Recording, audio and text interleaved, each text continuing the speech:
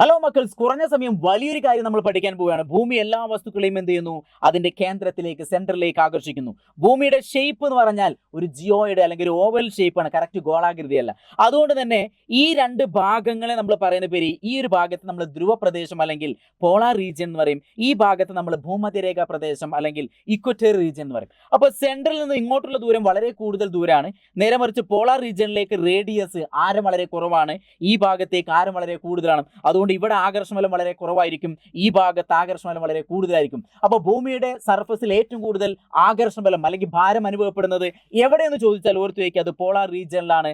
നേരെ മറിച്ച് equatorial region, ഭൂമധ്യരേഖ പ്രദേശത്ത് വസ്തുക്കളുടെ ഭാരം എപ്പോഴും കുറവായിരിക്കും. കാരണം ഇത് എന്താണ്? റേഡിയസ് വളരെ കൂടുതൽ. അങ്ങനെയെങ്കിൽ എൻ്റെ ചോദ്യം, ഭൂമിയുടെ കേന്ദ്രഭാഗത്ത് ആ വസ്തുവിന്റെ ഭാരം എത്രയായിരിക്കും? 0 ആയിരിക്കും. ഭൂമിയുടെ കേന്ദ്രഭാഗത്ത് എന്തായിരിക്കും? ഭാരം എത്രയായിരിക്കും? 0 ആയിരിക്കും. അപ്പോൾ ഈ ഒരു കൺസെപ്റ്റ് ക്ലിയർ ആയിട്ട് പഠിച്ചു വയ്ക്കുക. ഇതിനെ ബേസ് ചെയ്തിട്ട് എൻ്റെ ഒരു ക്വസ്റ്റ്യൻ ഷുവർ ആണ്.